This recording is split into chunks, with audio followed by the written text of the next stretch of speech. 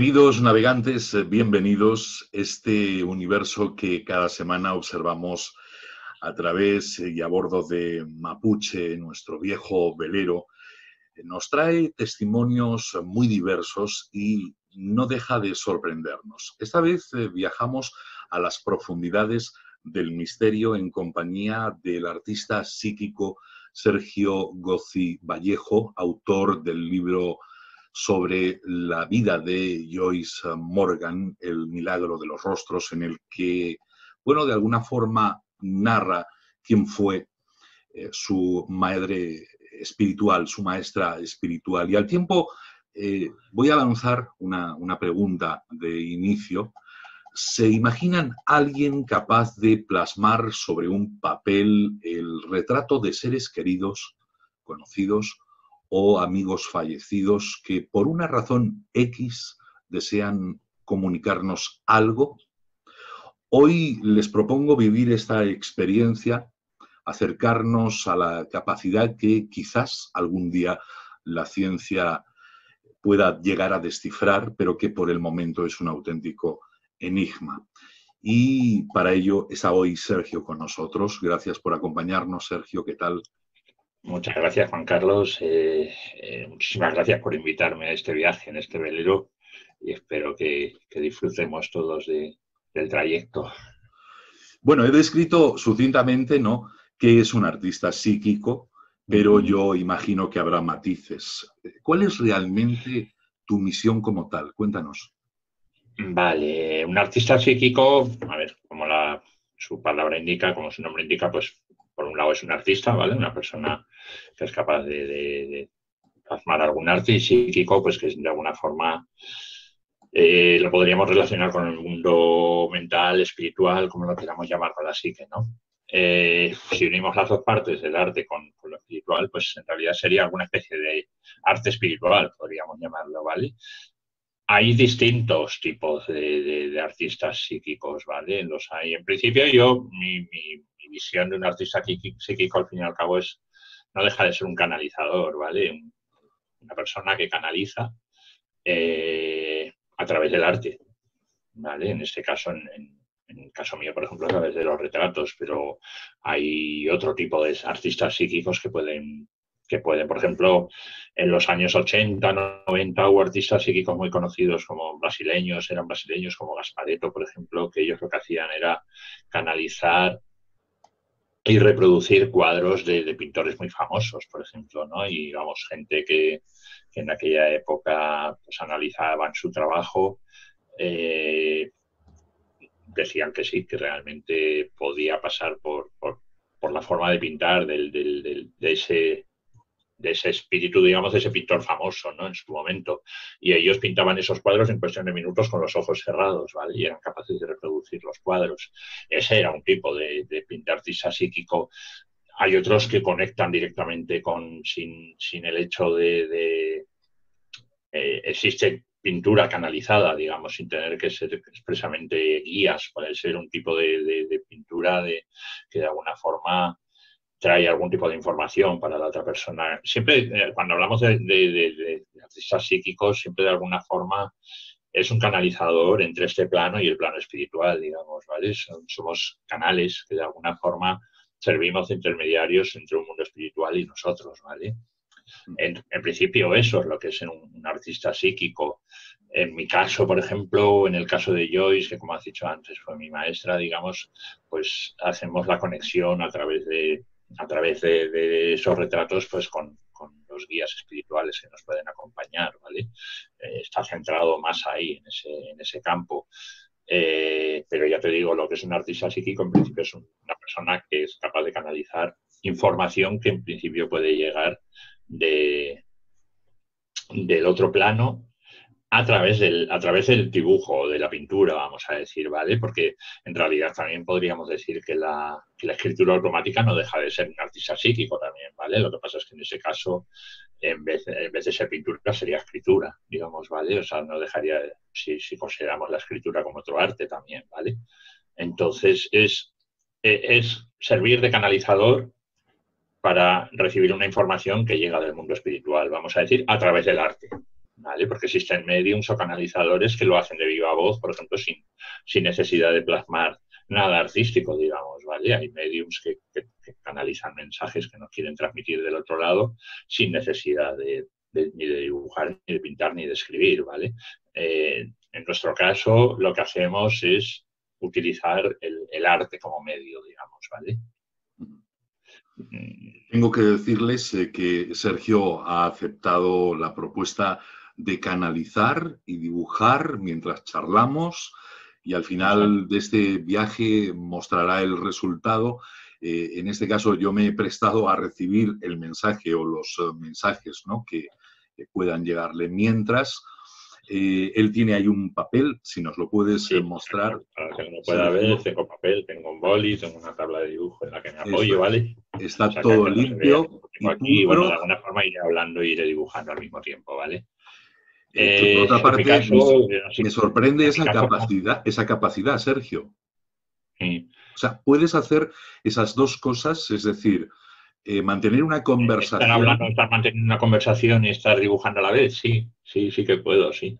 La verdad es que sí, habrá a lo Claro, mejor pero no, algún no. momento concreto donde me veas mirar para abajo, ¿vale? Porque yo no hago como Sí, Gasparito poder pintar con los ojos cerrados, eso no lo hago, pero vamos, sí que podré estar manteniendo la conversación mientras estoy dibujando a la vez, sí, no hay problema.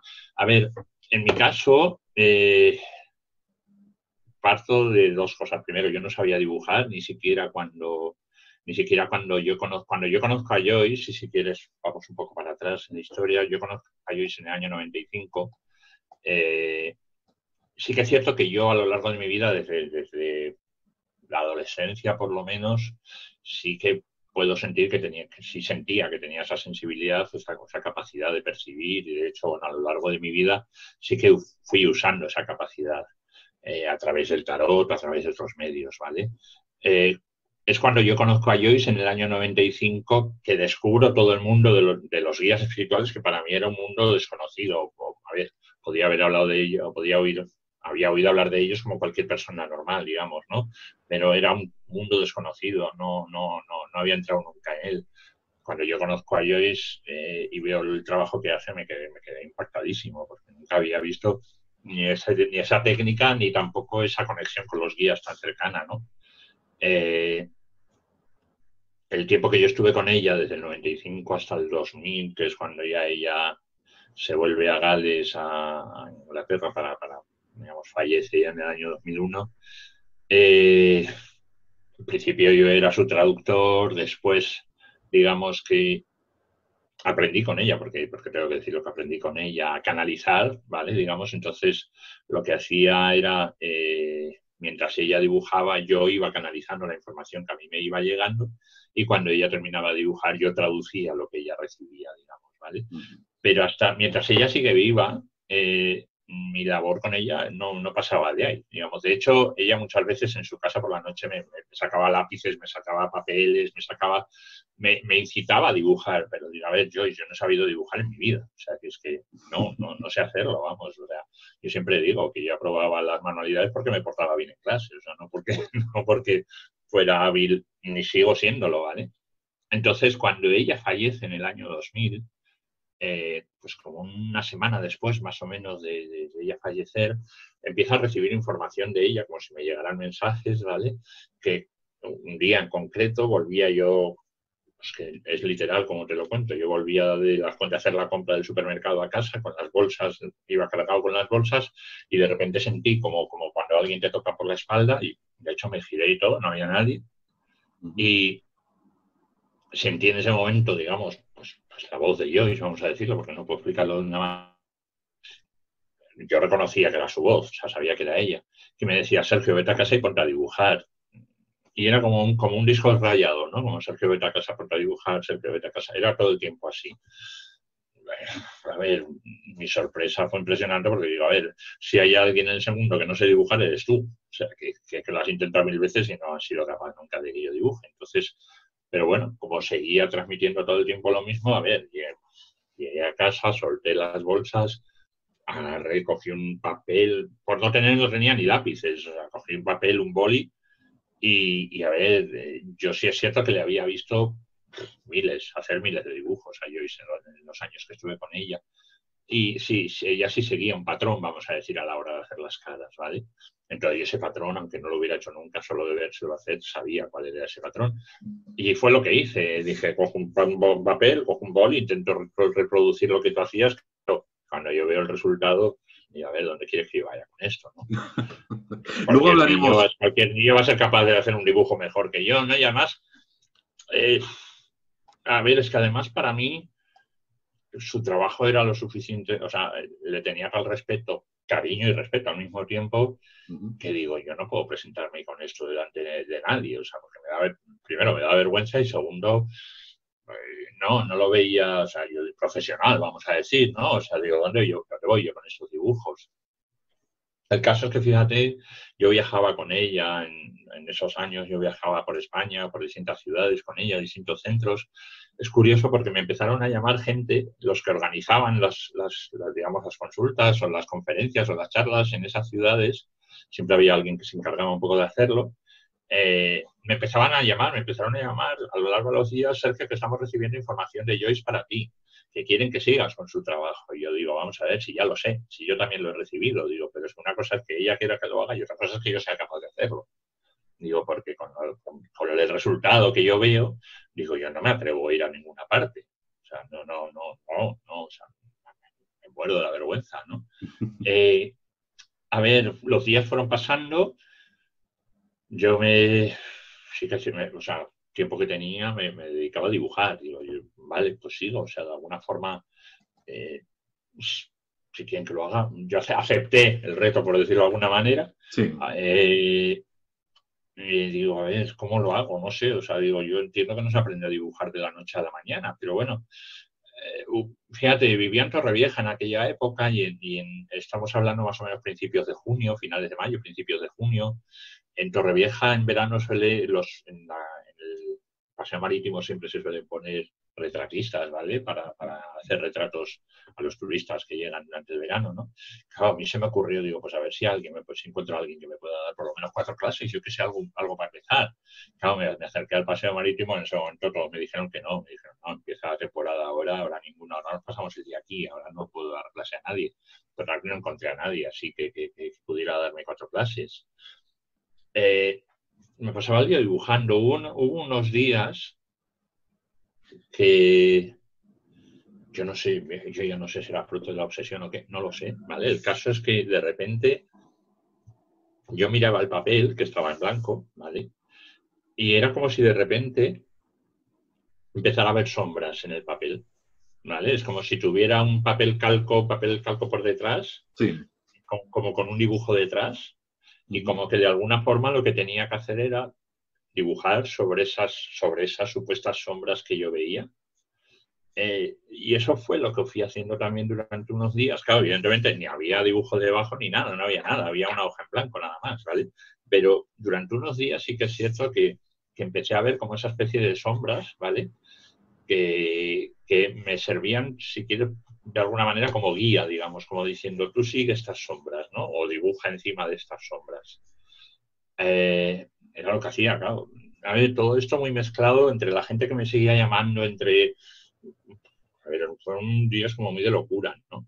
Como diciendo, ¿qué ocurre aquí? ¿Qué está pasando aquí? ¿No? Al mismo tiempo, hay un foro que se sigue celebrando en San Sebastián, a la que solía acudir con Joyce iba y hoy solía ir con ella. Las organizadoras me llamaron para decirme, Sergio, queremos hacerle como un homenaje póstumo a ella, como si fuera una charla en homenaje a ella y a su trabajo, y hemos pensado en ti, sabemos cómo estabas tú con ella. Les dije que sí, de acuerdo, que acudía. No sé, fueron unos días, unas semanas bastante caóticas, digamos, ¿no? En ese sentido.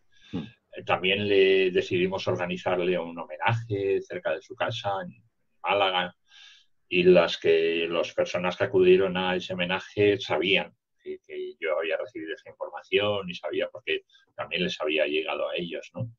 Y entonces me forzaron a decir, tú no te vas de aquí sin hacernos un dibujo a cada una, ¿no? Lo digo de verdad, yo estaba muerto de la vergüenza en esa época, o sea, porque para mí fíjate, así como digo, no os vale con que os canalice alguna información, no, tú tienes que dibujar, digo, ¿sabes? Que yo sé, o sea, que me da vergüenza, que me da apuro a mí en ese momento enfrentar, porque para mí era eso, para mí enfrentar una hoja en blanco en ese momento y decir, Dios mío, de aquí tengo que sacar una cara. O sea, me parecía de verdad terrible. O sea, tenía, quizás estoy exagerando el pánico, ¿no? No era pánico, pero vamos, era sí de decir, bueno, mira, yo tengo que dibujar aquí algo, ¿no? Y además, insisto, para mí su trabajo era lo suficientemente, vamos a decir, importante, bonito, como para estropearlo, ¿no? Digamos. Luego Entonces, entramos en esa faceta, Sergio. Junto a la imagen que tú captas, uh-huh, que tú dibujas, exacto. ¿llegan Sí, mensajes o no necesariamente? exacto. Van llegando mensajes, va llegando información. A ver, si entramos un poquito, digamos, en lo que es el mundo de los guías, los guías espirituales, a ver quién. Hay gente que los llama guías, hay gente que los llama ángeles de la guarda, no sé, hay distintos nombres, ¿vale? Yo voy a dar un poco mi impresión. Hay distinta gente que lo ve de distintas maneras, te voy a decir un poco mi visión de ellas, ¿no? Los guías, en principio, son seres, hablamos de seres que ya no están en ese plano, evidentemente, ¿vale? O sea, no tienen un cuerpo, están vivos, pero en otros planos, en otra dimensión, ¿vale? ¿Y quiénes son esos seres? Pues mira, pueden ser desde nuestros familiares que han fallecido, familiares, amigos, conocidos, gente que de alguna forma haya formado parte de nuestra vida, hasta, a ver, puede darse el caso, se ha dado el caso, ¿no? Por ejemplo, gente, estudiantes de música, por ejemplo, que les ha aparecido un músico famoso, o escritores que les ha aparecido como acompañantes a un escritor famoso, ¿vale? Por eso te digo que en principio esos escritores, esos pintores o esos músicos no han sido familia de esa persona para nada, pero digamos que el vínculo está en la labor que están llevando a cabo, ¿vale? Entonces, un músico, por ejemplo, puede tener como guía a alguien que haya sido músico en otro plano, digamos, o alguien que haya sido en algún momento un músico, ¿vale? Yo siempre digo que el vínculo no son fantasmas, ¿vale? Porque la gente dice, ay, es un fantasma que nos acompaña todo el tiempo. No. Eh, Joyce tenía una frase para a la hora de tratar de ubicar, vamos a decir, dónde estaba el mundo espiritual o dónde estaban los guías espirituales. Tenía una frase que a ver, al mismo tiempo dice todo y no dice nada, vamos a decir, pero es una frase que me gusta, ¿vale? Y me gusta cuando trato de responder esa pregunta, me gusta seguir usando esa frase, porque creo que tiene razón, ¿no? Joyce decía, dice, están tan cerca o tan lejos como la distancia que nos separa de un pensamiento.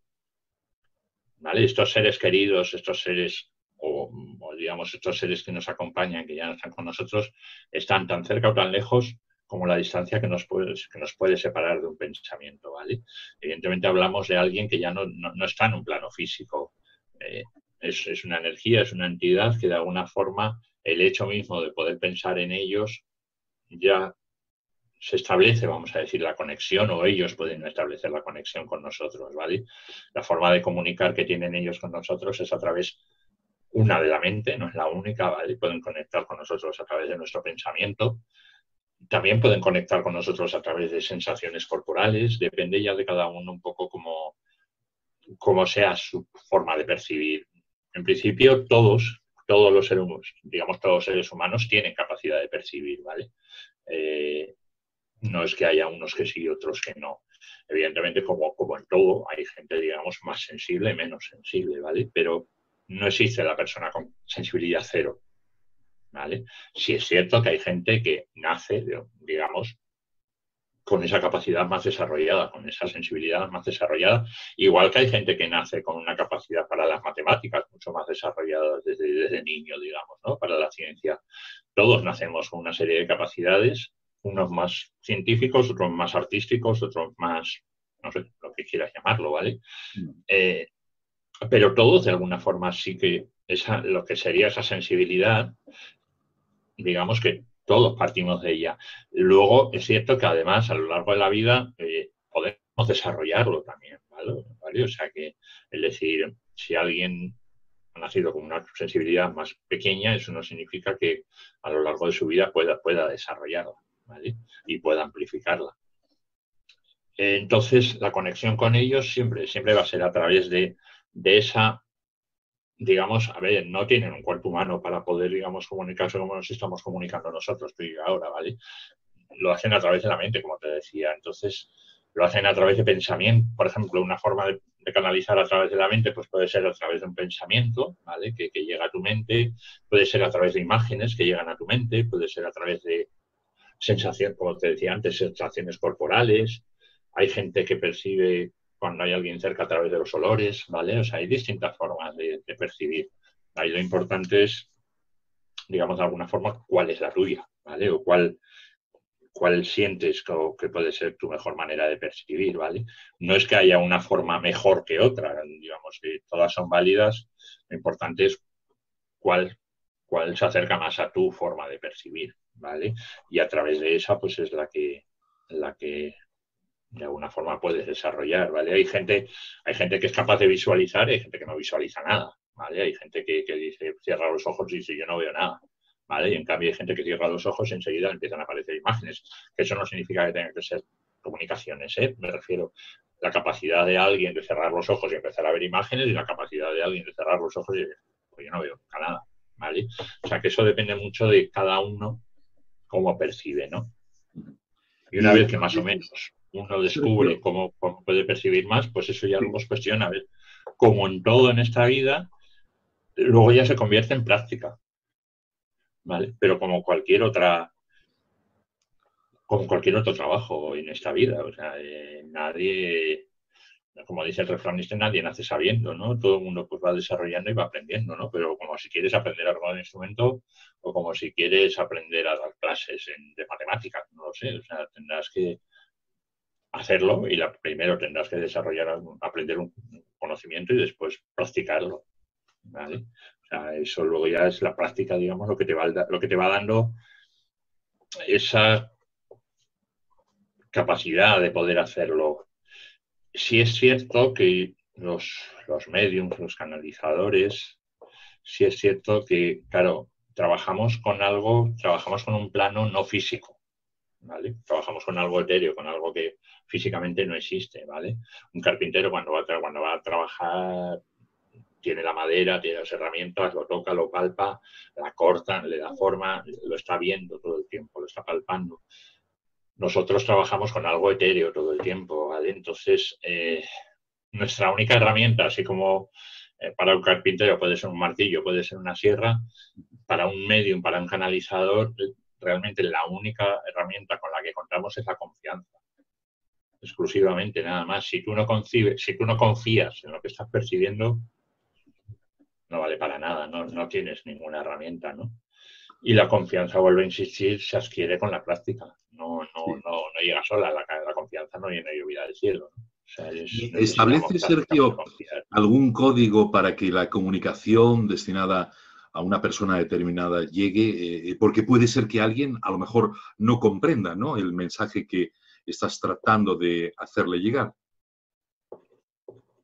Puede ser, sí. A ver, hombre, sí que es cierto que entre el canalizado, entre el medium y quienes intentan canalizarlo, y quienes intentan transmitir un mensaje, sí que es cierto que se establecen códigos, ¿vale?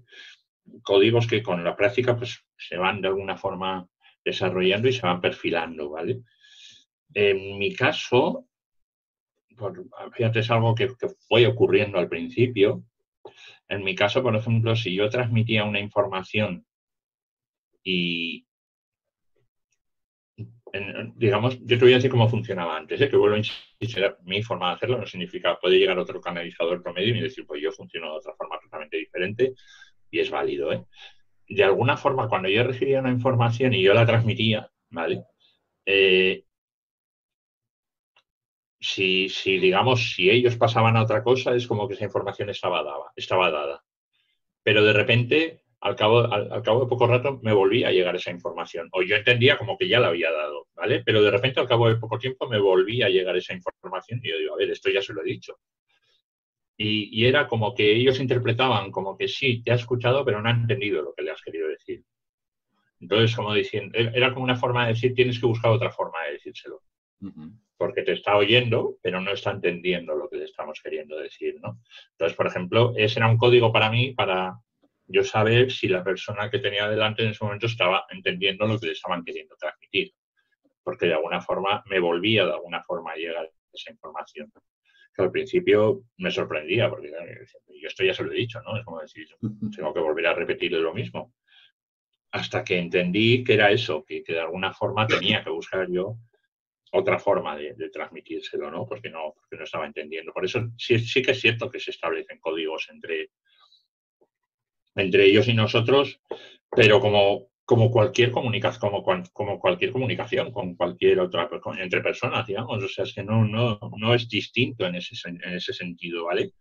La comunicación con el mundo espiritual. Yo es que creo que uno de los problemas que hay con todo lo que tiene que ver con el mundo espiritual es, que me parece un error además tremendo, es que se le haya querido rodear siempre de ese aire, de ese halo de misterio, de algo oscuro, de algo, cuando es absolutamente todo lo contrario. O sea, es algo totalmente normal, es algo totalmente tan normal que la gente dice, ya está, es así. O sea, no es más, porque todo el mundo espera como algo, no sé cómo decirte, como si fueran a verse fuego, no sé, yo qué sé, o sea, como si fueran a verse fenómenos paranormales impresionantes.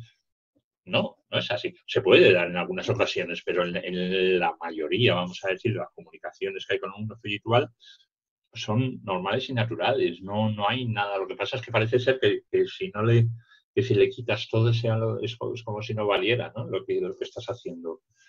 Y para mí es un error, porque al final lo que hace es lo que sucede, que muchas veces haya mucha gente que le tenga miedo, haya mucha gente que ay, no, yo no quiero saber nada, porque tiene miedo a que vaya a pasar algo, a que de repente va a aparecer un fantasma, que no es así, ¿vale? Es ¿Hablamos algo. de una conexión permanente con esas fuentes de información, Sergio, o solo se da en determinados estados de conciencia? Vale. Sí que es cierto que de alguna manera. Porque, claro, perdona que te interrumpa, no me imagino yo No. a Sergio Vale, Gozzi intento buscar la todo forma de el día explicarlo, vale. No. escuchando A ver, o recibiendo mensajes. sí que de alguna forma eh, sí que puedes llegar a tener un estado alterado de conciencia. Lo que pasa es que yo creo que con la práctica, Ujú. volvemos un poco a lo de siempre, ¿vale? Con la práctica es como que ese salto a ese estado de conciencia diferente se hace automático, digamos, ¿vale? Yo sé que puede sonar muy raro el decir ahora, yo sé que puede sonar muy raro eso de decir ahora conecto, ahora desconecto, pero de alguna forma es así. La práctica te da esa capacidad de ahora, o sea, es como si dijéramos hay una puerta, por llamarlo de alguna forma, que no es así, pero por decirlo de alguna forma, ¿vale? Es como si hubiera una puerta y decir ahora la abro, ahora la cierro, de alguna forma, ¿vale? Sí que es cierto que la práctica lo da. Cuando tienes menos práctica, sí que es cierto que posiblemente la persona necesita una preparación anterior, de entrar en una meditación, de entrar en una relajación, de entrar para llegar a lo mejor a ese estado de conciencia, ¿vale? Hace años, volviendo otra vez un poco a los años 60, 70, los años 80, se puso muy de moda todo eso que hablaba del estado alfa. No sé si ya te sonará lo del estado alfa. Era algo que son como ondas cerebrales, ¿vale? Distintas ondas cerebrales que digamos que ese estado cerebral, esas ondas alfa o ese estado alfa se logra tras una, tras una relajación, digamos que es, digamos, tu mente la has conseguido llevar a ese estado de semisueño, digamos, y que entienden o entendían en aquella época que la comunicación con el mundo espiritual se podía dar en ese estado alfa, ¿vale? Que luego al mismo tiempo, insisto, las personas que de alguna forma lo hacemos de forma habitual es como si esa conexión se diera automática, de alguna manera. Entiendo que es así, tampoco sé asegurarlo, pero yo entiendo que es así, ¿vale? Hay otra gente que me dice que necesita hacer una preparación previa muy concreta, digo, vale, perfecto. O sea, si tú necesitas hacer eso y de esa forma sientes que luego entras en esa conexión, perfecto. O sea, al final cada uno, como dice el refrán, volviendo siempre al refrán, es cada maestrillo tiene su librillo y de alguna forma cada uno conoce su cuerpo y cómo funcionar con él, ¿no? Lo que digo lo de siempre, la práctica te da soltura, ¿vale? Pero como en todo, ¿vale? O sea, cualquier aspecto que me digas de la vida, la práctica te va a dar soltura a hacerlo. O sea, ya puede ser la mayor eminencia en cualquier, yo qué sé, en cualquier conocimiento que si lo vas a querer enseñar, pues el primer día de clase estarás temblando y apenas te saldrán las cosas, y cuando lleves 5 años dando clase, pues llegarás a clase, buenos días, ahí soltarás todo lo que tengas que soltar sin ningún problema, ¿no? Y a lo Eh, mejor las primeras veces necesitas 3 horas de preparación, voy a dar esa clase, voy a decir esto, o sea, necesitarás hacerte toda una programación que vas a dar punto por punto, no te vayas a quedar en blanco, no te vayas, ¿vale? Y luego, después de un tiempo dando clase, pues ni preparación ni nada. Llego, buenos días y suelto explico lo que tengo que explicar y ya está. Pues esto igual, o sea, no, por eso digo, es que no, esto no es diferente a cualquier otro aspecto de la vida que me que quieras tocar. La única diferencia es que aquí estamos tratando con el mundo espiritual, nada más. claro, pero quería llegar ahí. ¿Cómo es ese mundo espiritual? ¿Se parece en algo a este mundo terrenal, a lo que sucede en este planeta en el que vivimos? Vale. Yo siempre digo que yo hablo de mi visión del mundo espiritual, ¿vale? Porque, insisto, hay muchas visiones y ya no quiero decir ni que la mía sea correcta y la de los demás, ¿no? Yo hablo de cómo veo yo ese mundo espiritual. Yo considero, fíjate, que puede ser algo no muy diferente a como puede ser esto. Evidentemente no hay materia, ¿vale? O sea, es como decir, no hay materia, ¿vale? O sea, no dependemos de un cuerpo para poder movernos ni para...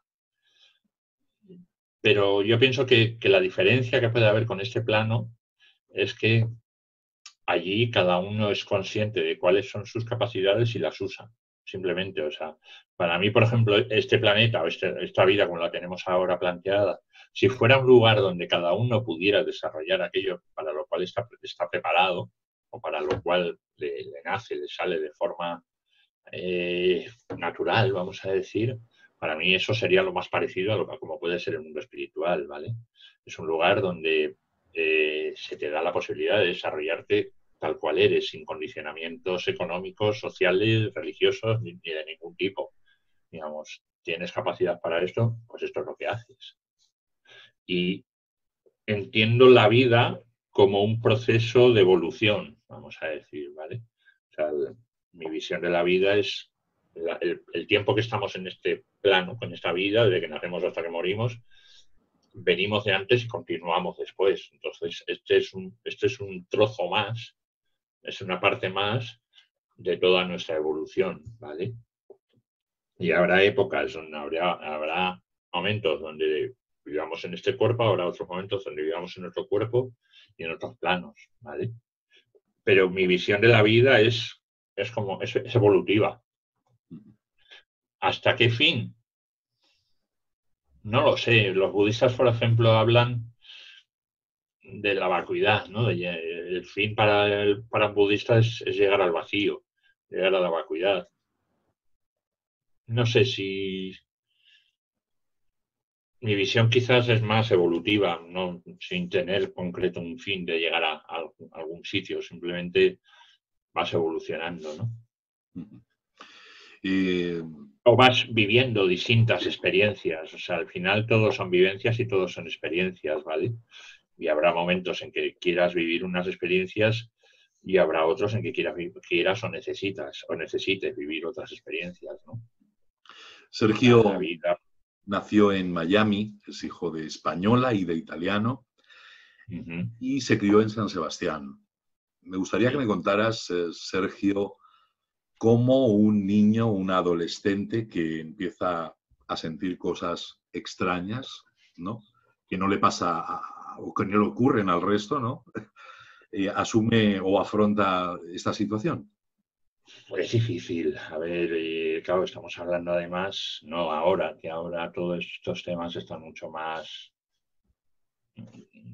abiertos y hay Sí. muchísima más información Y aunque siga siendo difícil, porque nunca deja de ser fácil, o sea, nunca deja de ser difícil, pero digamos que ahora hay mucha más información, hay muchos más medios a los que acudir. Yo te hablo de los años 70, yo nací en el 67, pues cuando... A ver, mi primer recuerdo consciente, vamos a hablar, ¿vale? Porque sí que es cierto que amigas de mi madre que luego me han visto, no, tú ya eras un niño rarito, digo, no sé, vale, yo no tengo esos recuerdos de mi infancia, de mi tierna infancia. Sí que recuerdo mis primeros recuerdos así concretos que empezaran a pasarme cosas ya que fuera consciente de ello, más o menos en la adolescencia, ¿vale? Yo en aquella época, de hecho recuerdo la primera noche, vamos a decir, que fue terrible para mí. Eh, en aquella época, pues te puedo hablar que tendría yo 12, 13, 14 años, no recuerdo exactamente el año, pero más o menos por ahí. En casa de mis padres, pues lo normal era cenar, por la noche ya lo vale, cenar, ver un rato la tele y luego ya pues cada uno se iba a su habitación, se acostaba y ya está, ¿vale? Yo como un adolescente, pues luego también cuando llegaba me quedaba un rato con mis padres, pero enseguida me iba para mi habitación, ¿vale? Ahí tenía una radio y mira, tan sencillo como que me ponían los 40 principales a escuchar música, ¿vale? Y, y luego ya pues me dormía y ya estaba, ¿vale? Y una noche de esas, porque te aseguro que fue una noche de esas normales, eh, estaba haciendo eso, estaba en la cama tranquilamente escuchando la música y de repente, porque fue así de repente, o sea, empecé a sentir pánico, un pánico absolutamente irracional, un pánico ilógico totalmente. No había visto una película de miedo, no había pasado nada, me refiero nada que justificara de repente, y si acabas de ver una película de miedo, vale, pues te entra el susto y te entra esto, pues vale. No había pasado, no había sucedido nada de eso, ¿vale? O sea, no recuerdo que había en la tele, porque no lo recuerdo, pero vamos. Sí que recuerdo que no había nada que a mí me incitara, a mí de alguna forma me produjera miedo. De repente fue pánico, o sea, auténtico pánico. Apagué la radio, me tapé hasta arriba y yo decía, me quiero dormir, me quiero dormir, me quiero dormir, porque no entiendo qué me está pasando. O sea, no entiendo. Era un auténtico pánico, miedo, de verdad, ¿vale? Y además irracional. O sea, tampoco era ni de sentir ninguna presencia ni nada. No sé describir qué. O sea, era miedo. Miedo además sin saber a qué ni por qué. O sea, porque es como cuando de repente hace un día buenísimo y de repente se nubla y hace una tormenta. Dices, bueno, este cambio, pues igual, de alguna forma, ¿no? Me dormí y conseguí dormirme, ¿vale? Y por la mañana, al día siguiente, me desperté muy raro, me desperté mal, me desperté con la sensación de...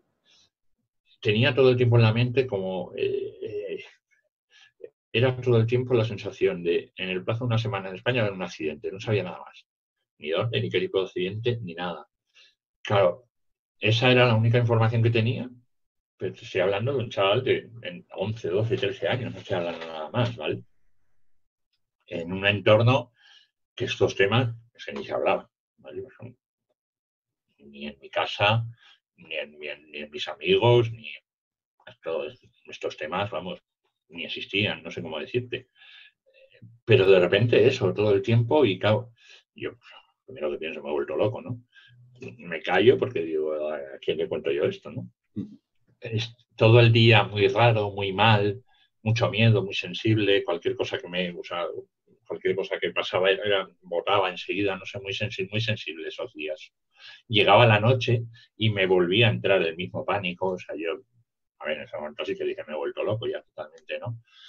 A ver, seguían pasando los días, me pasaba, empecé a comentárselo a los amigos, a mis amigos íntimos de aquella época. Oye, me está pasando eso, claro, se me quedaba mirando ojiplático, me está vuelto loco, ¿no? Y digo, pues mira, no lo sé, pero me pasa esto, ¿no? Claro, tampoco sabían darme una respuesta, o sea, es que era un mundo totalmente desconocido para cualquiera de nosotros. El día que pasó el accidente,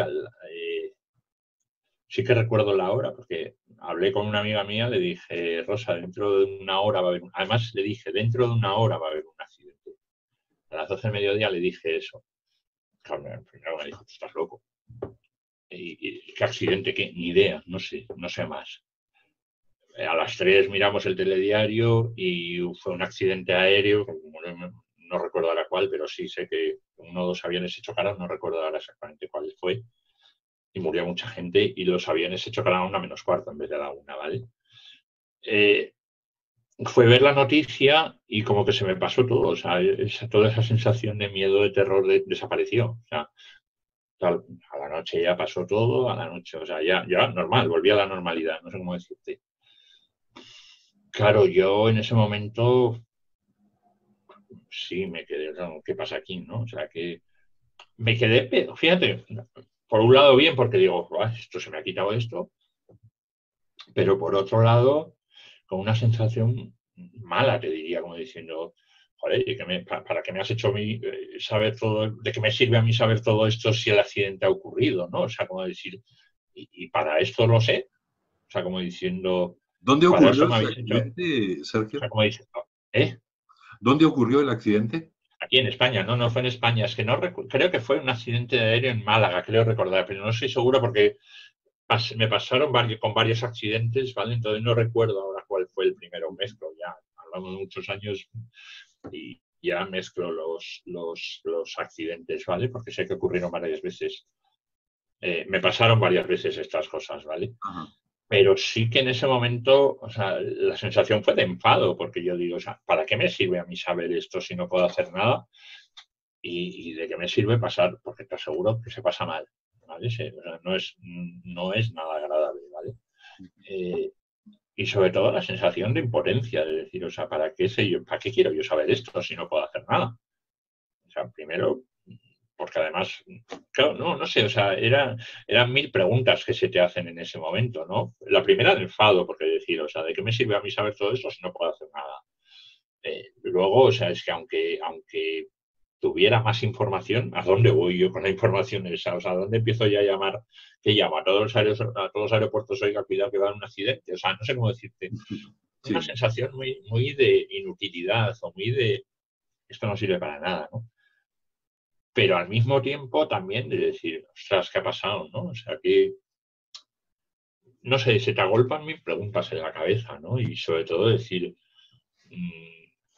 ¿qué pasa? O sea, es como de repente que se te abre un mundo allí que dices, no, ¿qué pasa aquí? ¿No? Y además encima un mundo sin respuestas, porque lo vuelvo a repetir, nadie de mi entorno estaba en este mundo y en Claro, los eso te años iba a 70 preguntar, si había antecedentes en tu familia similares.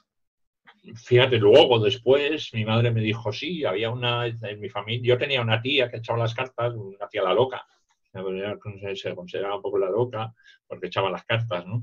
La única referencia, la única que ha podido haber en mi familia, pero vamos, que ni se hablaba de esto, o sea, no, o sea, es un tema que absolutamente en mi familia no se ha tratado nunca, vamos. Hoy día respetan lo que hago, pero tampoco es, digamos, algo que ellos entren, ¿no?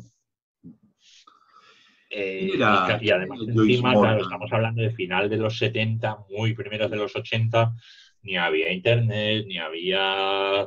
Claro.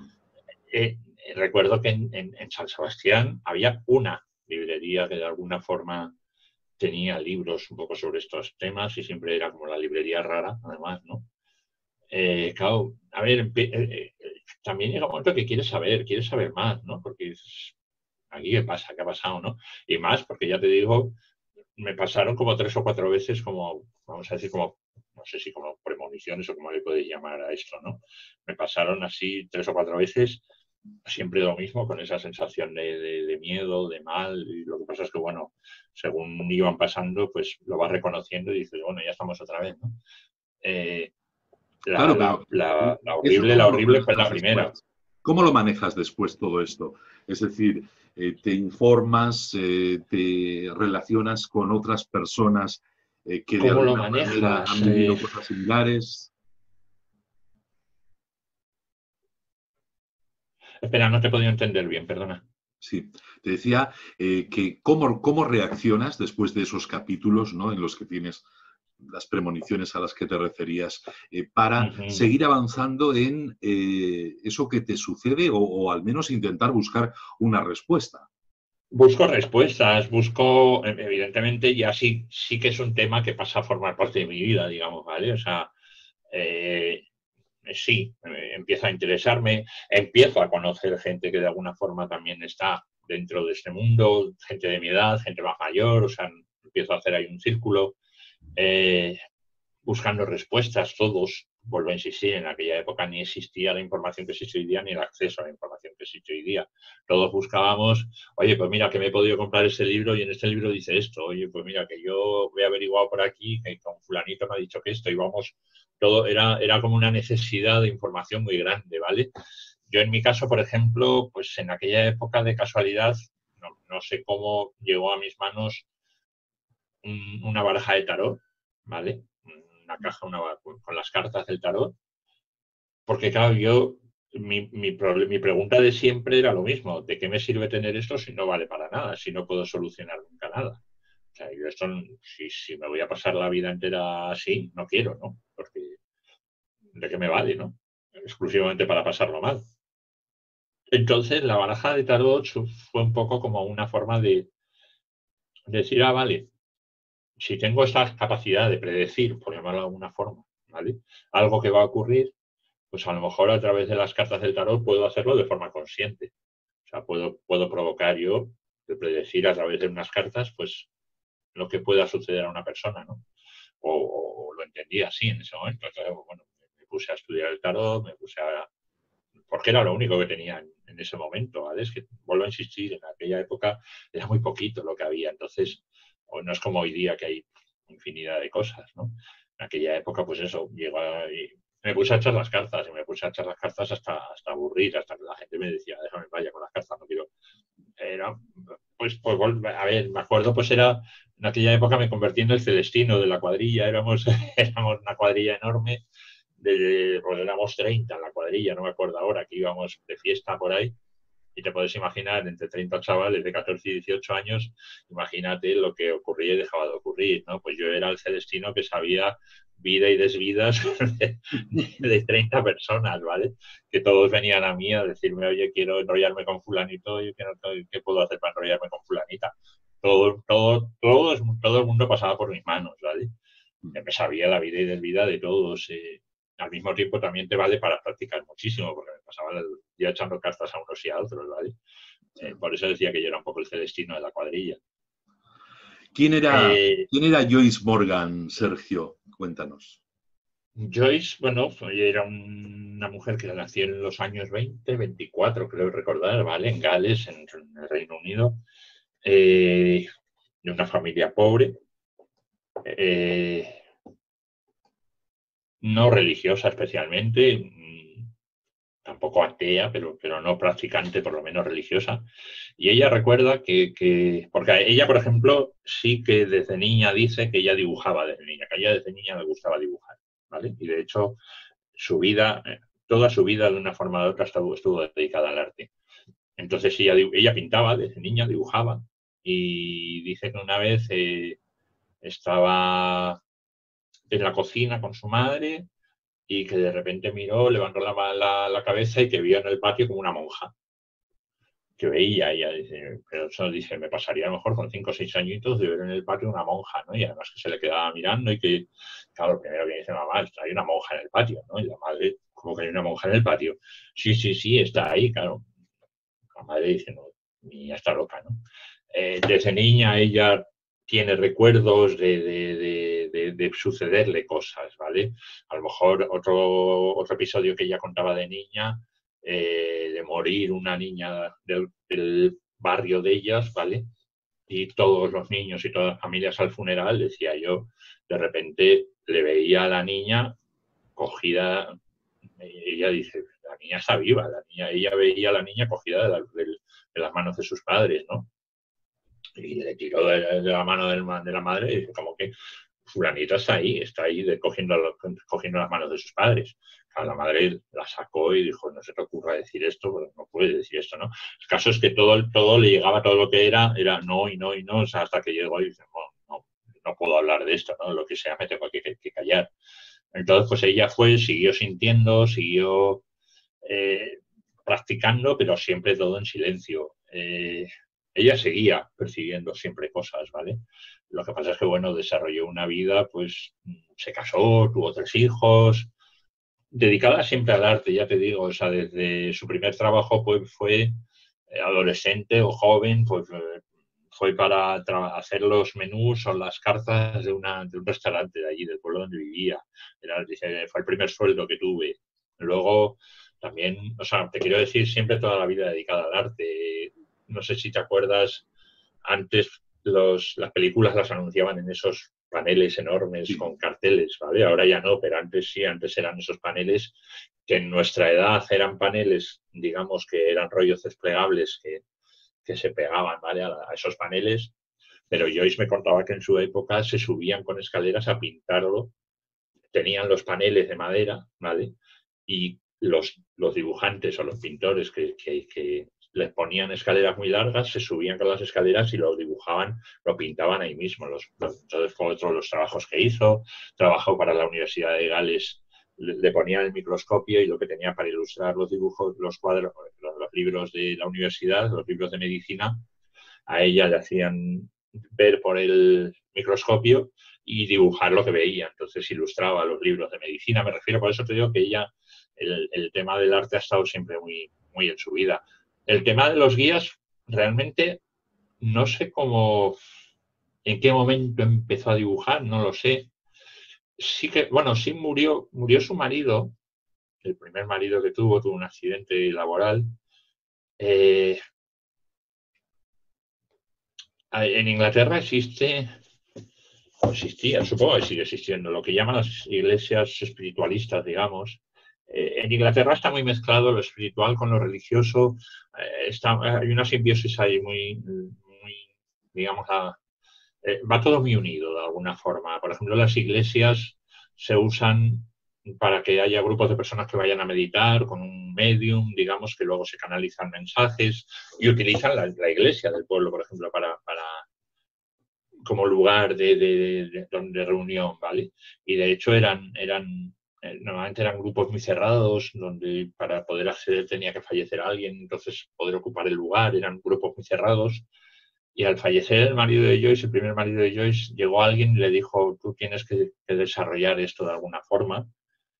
Eh, y bueno, y entró en la iglesia, en el grupo este, y entonces ella dice, mientras había un medium que era de alguna forma el que daba una charla, hacía una meditación guiada con el grupo, después de la meditación ese medium canalizaba mensajes y demás.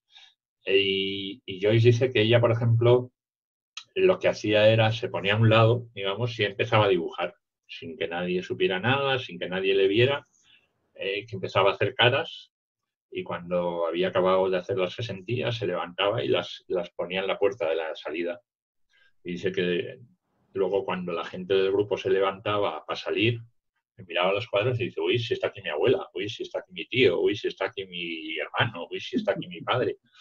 Y era esa la forma que ella tenía de trabajar, ¿no?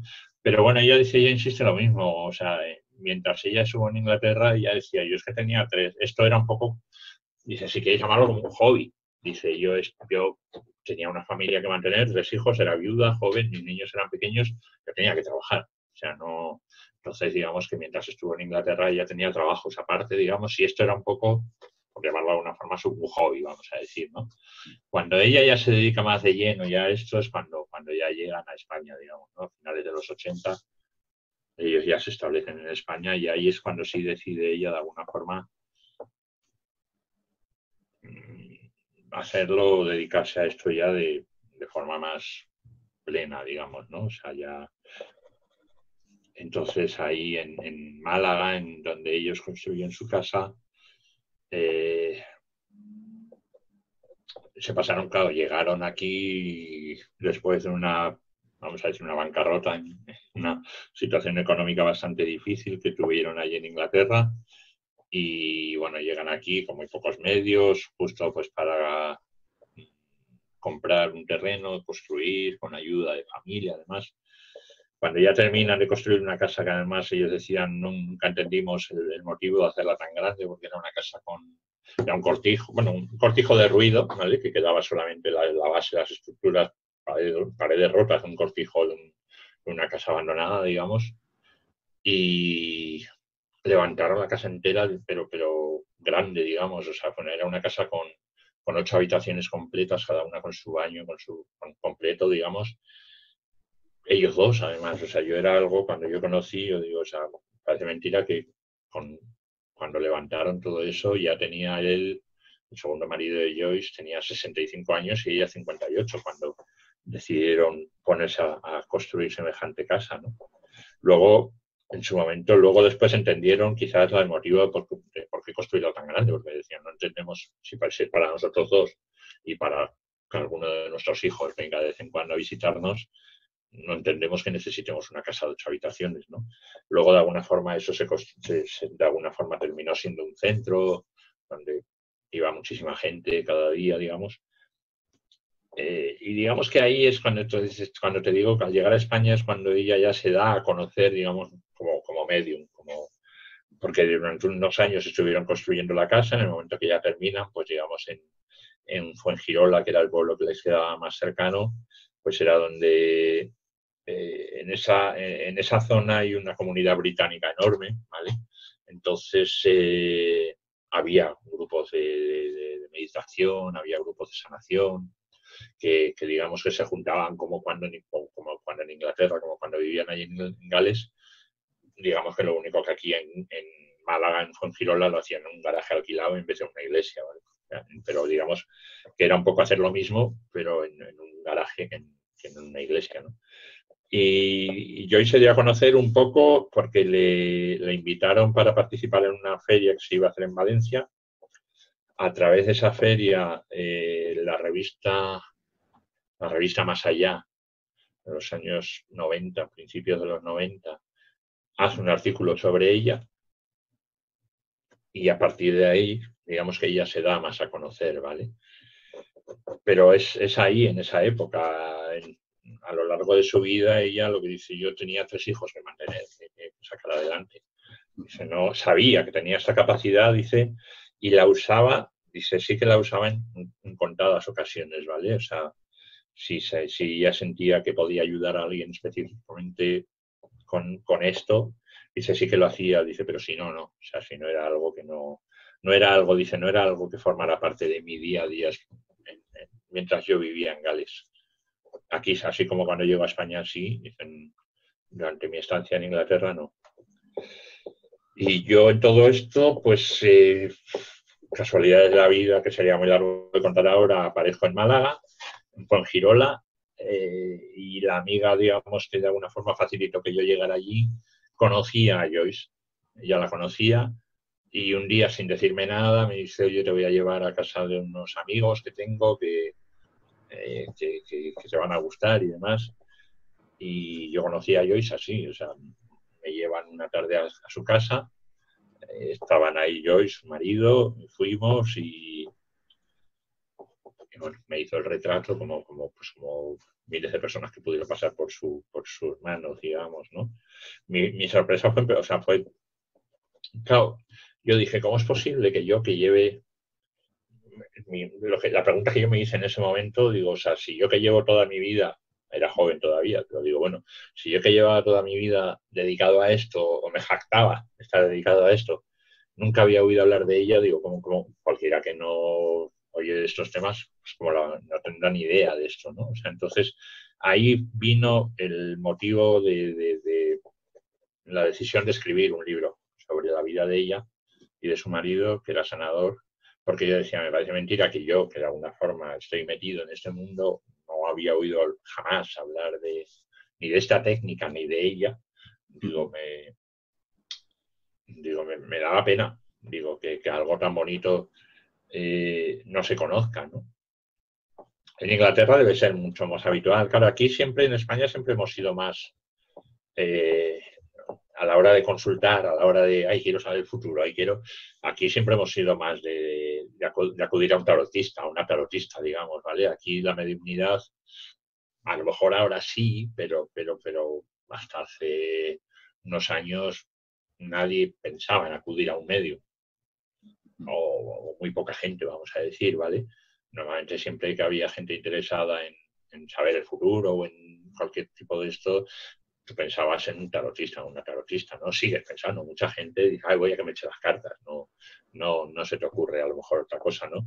En Inglaterra hay mucha más tradición, vamos a decir, mediúmnica, hay mucha más tradición de acudir a los mediums, muchos mediums, de hecho, si la persona no puede, si es una persona mayor, si es una persona impedida, muchos mediums van a casa de la gente, o sea, ahí el tema de los mediums está mucho más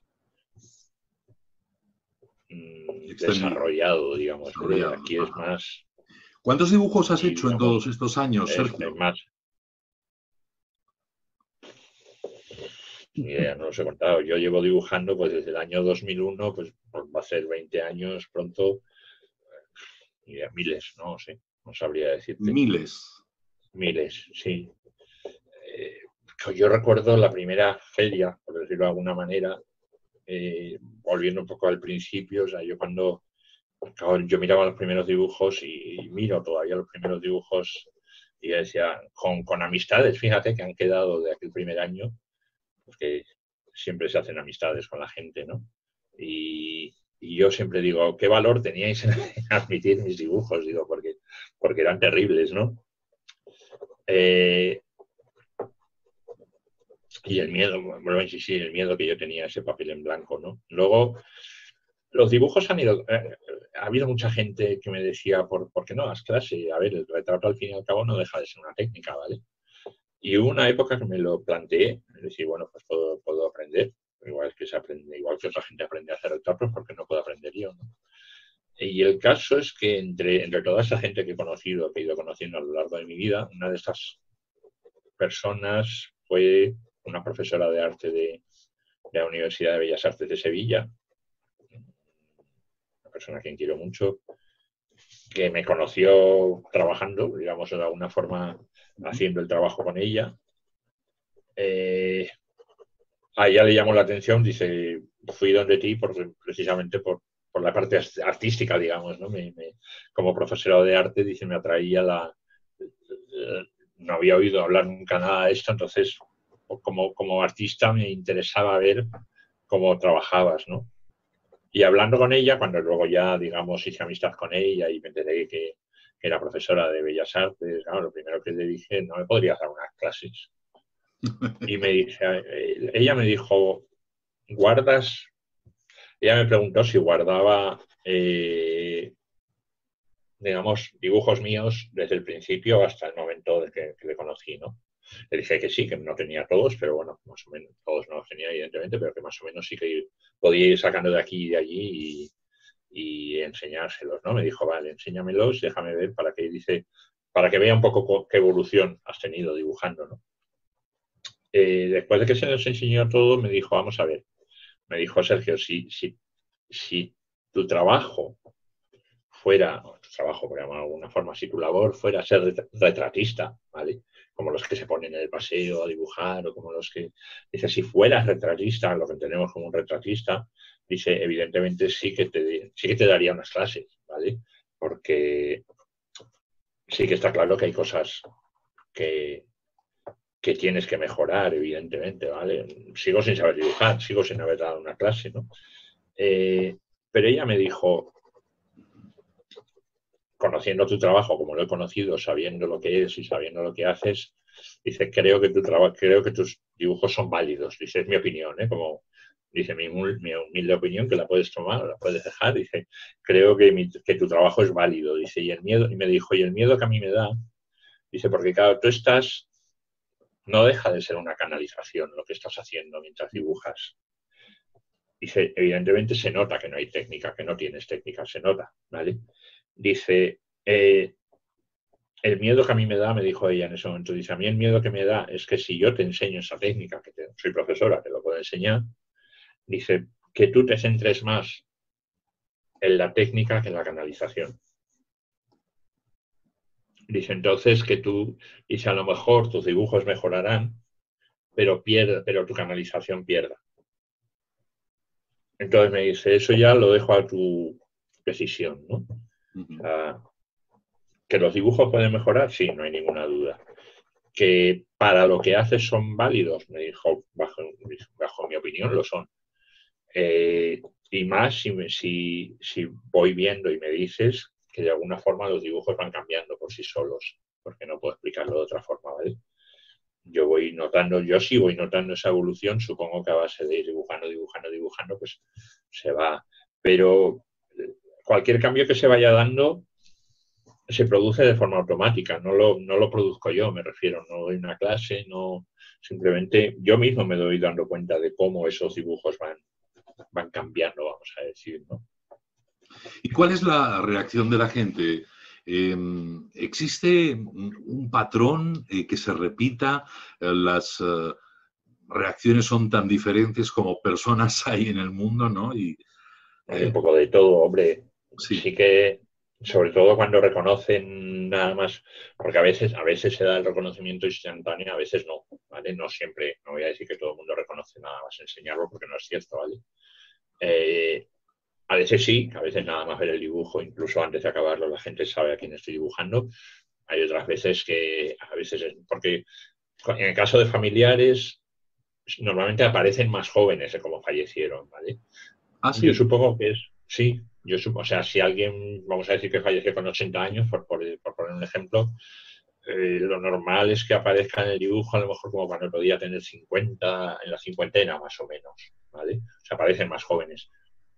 No sé decirte por qué, no lo sé. O sea, no, supongo que habrá un motivo, pero supongo que es como ellos mejor se sienten o como ellos se perciben a sí mismos en ese momento, porque claro, cuerpo ya no tienen tampoco en ese momento. O sea, que tampoco es que decir, es como me estoy viendo a mí misma o a mí mismo en ese momento. No, no tienen cuerpo. Supongo que a lo mejor era una época importante para ellos o que se sentían más fuertes, no lo sé. El caso es que siempre aparecen más jóvenes y no solamente en los dibujos, sino que eso sucede también en los mediums que son capaces de ver, ¿vale? Un medium que es capaz de decir, pues mira, tienes delante a esta persona y es capaz de visualizar a ese ser, también los ven más jóvenes. O sea, siempre aparecen más jóvenes, ¿vale? No, la verdad es que no tengo una explicación, no lo sé por qué es. Supongo que, no sé, será que ellos se ven bien así. No lo sé, no tengo una respuesta para eso, no lo sé. La verdad es que no tengo respuesta para todo, ¿vale? Entonces no sabría decirte a qué se debe. Sé que sucede. Me imagino que es porque ellos se ven mejor a sí mismos así. No lo sé. y estamos hablando, Sergio, de personas Entonces, de diversas perdona, creencias, de diversas te corta. religiones, ¿no? ¿Has llegado a Perdona. canalizar, por ejemplo? Sí, te decía que estamos hablando de personas de creencias, religiones muy diferentes y Sí, mi pregunta es, ¿has llegado a dibujar al guía espiritual, por ejemplo, de un ateo? sí, ¿no? Y de hecho, o sea, más de una vez ha habido gente como que me ha puesto a prueba, digamos, por decirlo de alguna forma, y salí sorprendido de decir, a ver, no sé en qué creer o no creer, pero desde luego me ha dibujado a alguien que conozco y no tiene esa capacidad, no tenía forma humana de saber quién era esa persona, de tener esa información. Entonces sí que ha habido gente que sí, que o sea, que sin creer, digamos, pero yo siempre digo un poco lo mismo, yo tengo muy claro que mi labor no es hacer creer a nadie. O sea, cada uno libremente que creo que deja de creer en lo que quiera, ¿vale? Sí que es cierto que de alguna forma mi misión sí que puede ser de alguna forma probar de alguna manera que la vida continúa después, ¿vale? Pero vamos, tengo muy claro que no tengo como misión el hacer creer a nadie, ¿no? O sea, para eso soy muy respetuoso de cada uno que crea y no crea en lo que quiera, ¿eh? O sea, no creo que tenga que influir o no influir en que alguien crea o no. Claro, No, yo siempre digo. O sea, lo que pido y lo que, en cuanto a mí, lo que siempre he pedido es respeto. Es decir, o sea, puedes creer o no creer en lo que hago. Eso es muy personal de cada uno. Lo que pido es respeto por lo que hago, nada más. Igual que yo respetaré lo que tú hagas, ¿no? O sea, no. Pero el hecho de hacer algo para convencer a alguien de algo, no. No, nunca he sentido que tenga que hacer eso. Y de hecho, si me piden hacerlo por ese motivo, seguramente diré que no, porque no siento que tenga que, no porque me dé miedo, sino simplemente porque no siento que esté aquí para eso. O sea, no, no tengo que convencer a nadie de nada. Cada uno es muy libre de creer o no creer en lo que quiera, ¿no? O sea, no siento que tenga Te voy a hacer una convencer a pregunta nadie, ¿no? con No, toda no, la no. urgencia del mundo. Oye, ¿cuántas veces te han dicho, pero tú estás loco, tú has perdido el orden? Afortunadamente cada vez menos, ¿vale? Antes más, claro, antes estos temas eran siempre, a ver, no deja de ser un tema tabú, sigue siéndolo, ¿vale? Aunque digamos hayamos avanzado mucho en ese sentido, no deja de ser un tema tabú, sí, está claro. A ver, la sociedad va cambiando y sí es cierto, yo de alguna forma, a ver, es decir, ¿por qué acude alguien donde nosotros? Yo, yo ¿Por qué acudía? Yo siento que cada uno en cada generación, en cada época social, a ver, pues en la antigüedad acudirían al chamán, pero siempre ha habido preguntas que no tenemos respuestas, ¿vale? Y siempre ha habido interés de querer saber más o de que alguien te responde a algo, ¿vale? Y yo supongo que antiguamente acudían al chamán, después acudían al cura, después acudieron al psicólogo y después, de alguna forma, podemos cumplir esa labor, digamos, no sé, un poco de todo, se mezcla un poco todo, ¿vale? Porque digo, no, vamos, yo no me veo ni me quiero ver respetando el que lo quiera hacer, ¿eh? Pero yo digo, yo no estoy aquí para adivinar el futuro de nadie, no sé cómo decirte, ¿no? Que me parece muy respetuoso el que lo quiera hacer y el que lo haga así, ¿eh? No, como tampoco estoy para hacer creer a nadie nada.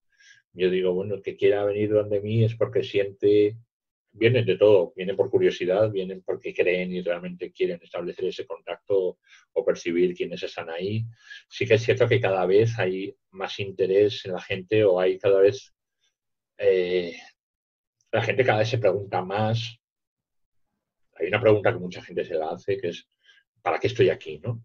Es una pregunta que cada vez se la hace más gente. ¿Por qué o para qué estoy aquí? ¿No? Y a lo mejor, de alguna forma, por ahí sí que podríamos de alguna forma llegar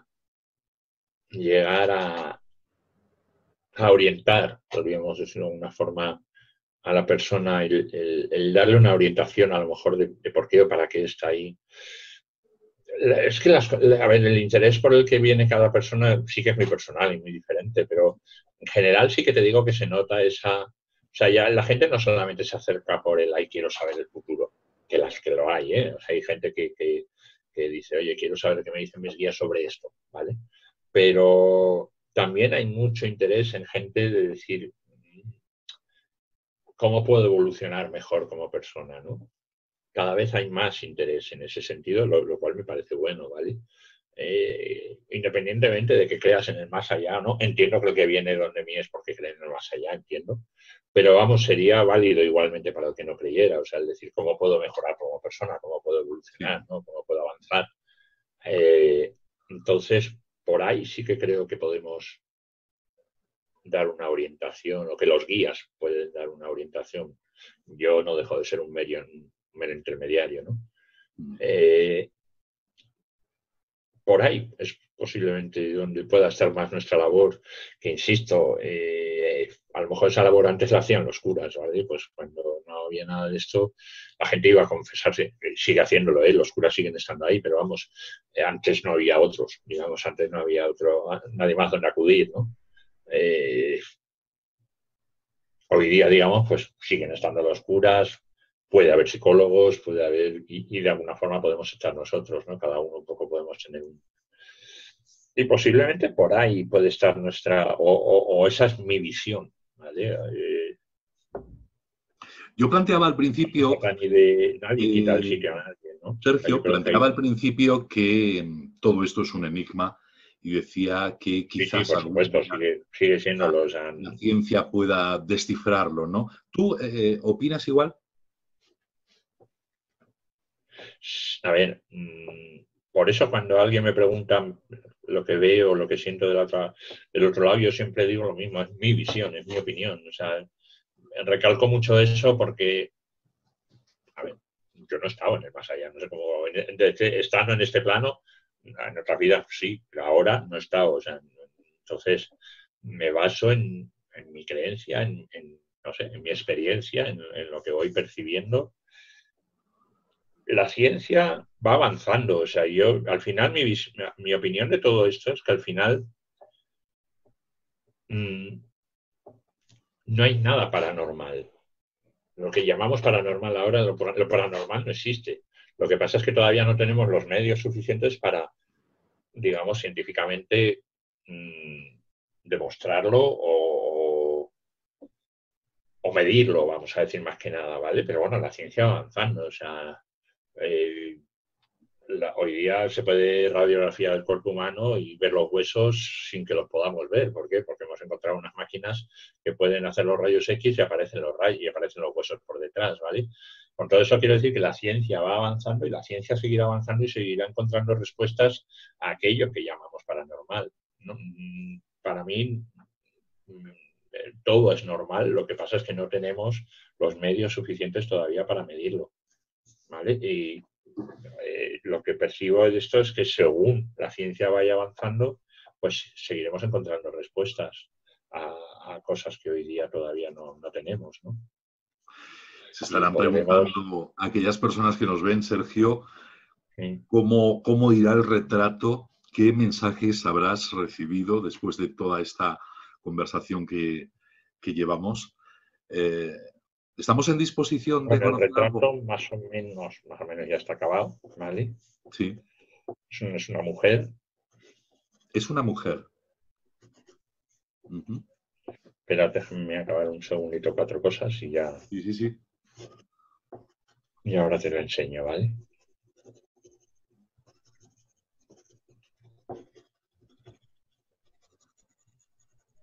Es una mujer que yo siento que,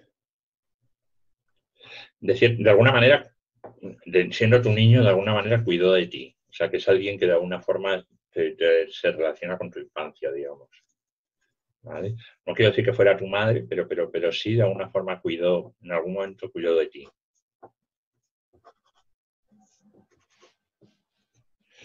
Vale, vamos a ver si se puede ver, a ver si lo puedes ver.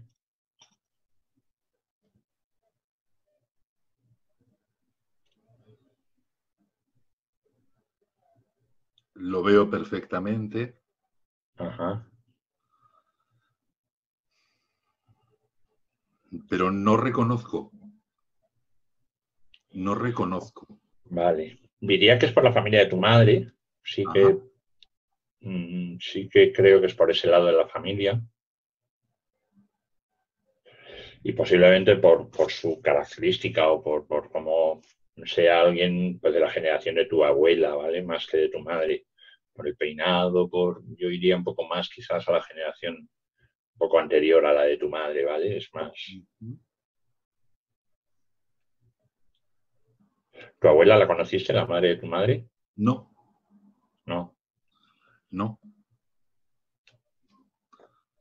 Sí que me han hablado en varias ocasiones de ella. Ajá.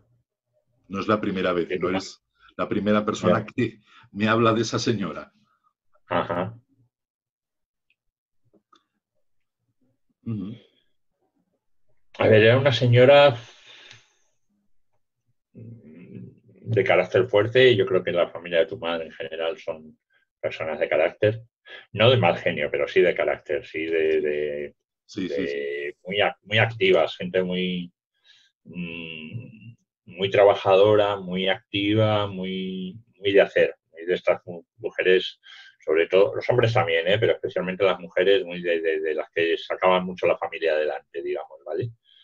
Con mucho carácter para sacar adelante a todo el mundo, además siempre luchando mucho ellas, con una vida para nada fácil. Eh,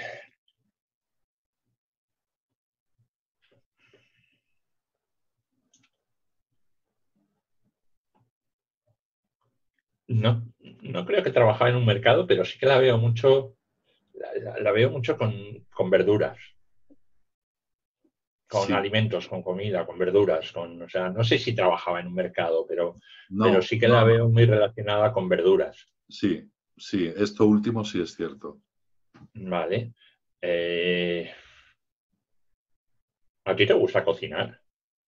Sí, ¿Vale? No digo hasta el punto de haberte dedicado a la cocina, pero sí que a lo mejor en un momento de tu vida te lo pudiste plantear el poder dedicarte a la cocina. A lo mejor en algún momento de tu vida pudiste pensar en algo de eso, no, no, no. ¿no? Me gusta cocinar, sí. Sobre todo los dulces. Los bizcochos me encantan. Vale, Todo lo que es repostería lo hago perfectamente. Y bueno, y otros platos también, ¿no? Pero ya. no, Pues no lo veo posiblemente ya como algo profesional, Sergio, si es la vale. pregunta. Posiblemente eso lo hayas heredado de ella, ¿vale? Todo el tema de la cocina, creo que es una herencia de ella, es algo que has heredado de ella, ¿vale? Son gente, la familia de tu madre son gente muy creativa. O sea, es siempre el crear, siempre el hacer cosas nuevas, siempre el partir de cero, el crear algo.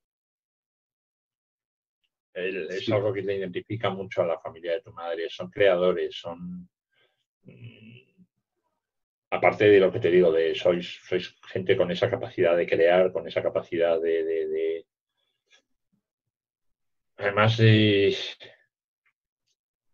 de innovar siempre. O sea, es como no digo que os aburráis de las cosas, porque no es eso, pero sí es como cada X tiempo esa necesidad de hacer algo nuevo, algo diferente, de reinventarse. Es una necesidad de reinventarte continuamente, ¿no? No digo cada año, ni mucho menos, pero sí, sí. pasado cierto tiempo, necesitas traer algo nuevo a tu vida, o sea, para que te ayude a funcionar, te saque de alguna forma esas ganas, ¿no? De hacer cosas. Y siempre como muy tuyo en la forma de hacer las cosas, o sea, es decir, vale, puede haber una forma de hacer las cosas, pero yo las hago a mi manera, no como me digan los, o sea, como que os te gustan, o cuando hablo en plural un poco porque es a vuestra familia, digamos, ¿vale? No me refiero solo a ti, sino un poco a vuestra familia en general y sobre todo a la línea materna. Os gusta muy poco el que os manden, ¿no? Digamos, entonces es el decir, a ver, con mucho sentido de la responsabilidad, entonces decir, es que no necesito que nadie me mande, yo sé lo que tengo que hacer, ¿no? Y además muy de decir, muy de hacer las cosas a vuestra manera, o sea, es decir, no, y por esa capacidad creativa que tenéis, ¿no? Esa capacidad de crear, que es lo que y es como una capacidad de crear y con un gran sentido de la responsabilidad. Entonces, a la hora de trabajar, es decir, yo sé perfectamente lo que tengo que hacer, no necesito a nadie detrás diciéndome lo que tengo que hacer o dejo de hacer, pero lo voy a hacer a mi manera. Como decir, no me quieras imponer cómo hacer las cosas, yo las hago a mi manera, ¿no? O sea, si quieres el resultado te lo daré, pero la forma de hacerlo lo voy a de alguna forma lo voy a hacer yo, ¿no? O lo voy a marcar yo. Y en esa parte, en ese punto sí que tenéis, digamos, ese punto rebelde, ¿no? Esa rebeldía cuando alguien intenta dirigiros, es como que ahí sale un poco esa parte rebelde, que no mala, pero sí rebelde de decir, no me quieras dirigir, ¿no? Sino esa necesidad de marcar tu propio camino, ¿no?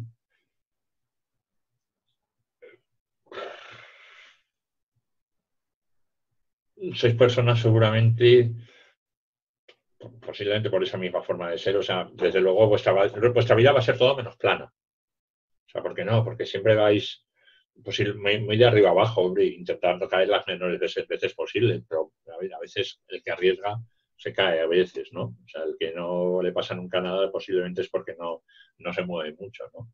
El que se mueve siempre arriesga que se pueda caer, ¿vale? Pero asumís esa capacidad de caer y volver a levantaros. O sea, tenéis esa fortaleza para avanzar, para seguir. Y te digo, sois gente como tú, sois gente que, yo siempre digo que la sociedad avanza muchas veces gracias a la gente que crea y gracias a la gente que innova, digamos, ¿vale? Gracias a gente, pues sí, como tú, como gente de tu familia, que siempre, que no se queda con lo dicho, sino que dice, siempre va buscando algo más, ¿no? O sea, siempre es decir, vale, si se ha llegado hasta aquí está bien, pero yo quiero partir de aquí, yo quiero llegar a algo más. Sois como, tenéis esa necesidad, es como sois curiosos, digamos. Es como, Sí. En mi caso, es sí. como, es un poco como decir, si, vale, si ha llegado hasta aquí, ¿por qué? Y qué hay detrás, ¿no? Siempre el querer mirar qué hay detrás, ¿no? Un poco y el decir, no me quedo con lo que me han dicho, sino quiero yo saber, y muy de necesidad, muy de experimentar, o muy de querer vivirlo vosotros. O sea, el que te lo cuenten no te vale. Es decir, vale, si alguien me cuenta algo, bien, pero luego al día siguiente iré yo y averiguaré y lo viviré yo, ¿no? O sea, no, eso siempre es como esa necesidad de explorar la vida. Es como mucho, sois gente muy curiosa, sois gente muy... Y,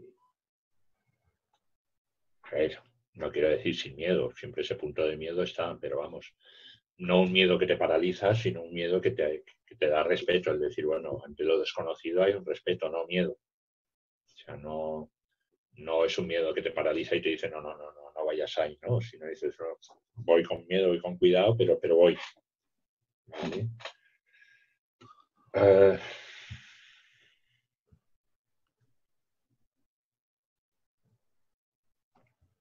sois muy cuidadores, muy protectores también. Tremendamente tenéis una necesidad de proteger a, a vuestro entorno, sobre todo, por supuesto, a vuestros seres queridos, sobre todo muy familiares y muy protectores, ¿vale? A veces en exceso también, a veces condiciona mucho esa necesidad de protección, también nos condiciona mucho la vida. O sea, muchas veces frenáis proyectos por decir, no, espera, tengo mi gente, no puedo avanzar si, o sea, no puedo avanzar si tengo que dejar a mi gente detrás, ¿no?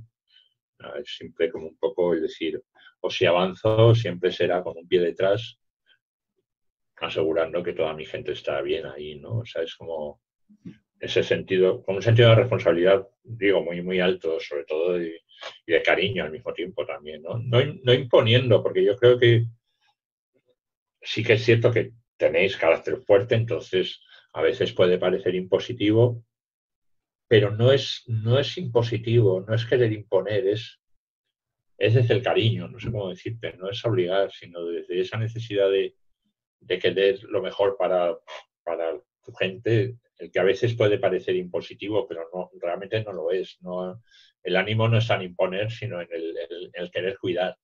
Es decir, haz esto que yo sé que esto es lo mejor para ti que sí, que yo voy a estar ahí detrás apoyando, ¿no? No es por obligar, no es con el látigo de decir, haz eso y ya está, ¿no? Sino Sí. porque yo quiero, sino es decir, porque yo siento que esto es lo mejor para ti, ¿no? Entonces, eso, vuelvo a insistir que hablo en plural porque os incluyo a ella, incluyo a más seres de tu familia, ¿vale?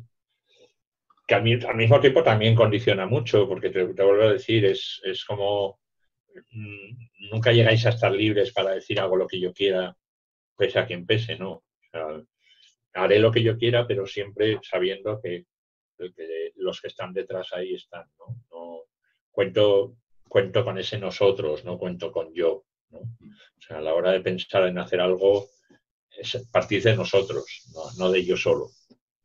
¿Vale? Entonces, claro, muchas veces eso condiciona tu vida a la hora de... Porque proyectos yo creo que tendrás miles, o sea, porque eres creativo, eres creador, entonces miles de proyectos tendrás que al mismo tiempo miles de proyectos los abandonarás por decir, no, esto no lo puedo hacer porque no puedo irme yo solo, esto no puedo, ¿Por porque qué ella, necesito... Sergio?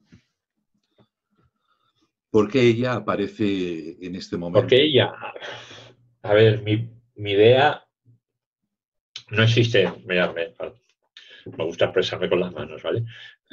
No existe un solo guía, no tenemos un solo guía.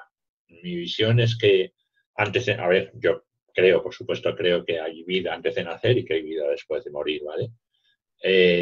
Mi visión es que desde antes de nacer nos hemos puesto de acuerdo con un ser en el otro lado, que es el que nos va a proteger a lo largo de toda la vida, o ese ser se compromete a acompañarnos a lo largo de toda la vida, ¿vale? Eh, entonces va a ser un ser que va a permanecer toda la vida en el otro lado. En ningún momento de nuestra vida va a nacer porque él acepta el compromiso de Eloía, ese ser acepta el compromiso de acompañarnos a lo largo de toda la vida. A mí a ese ser me gusta llamarle, como ahora en el colegio me gusta llamarle el guía tutor, vamos a decir, ¿vale?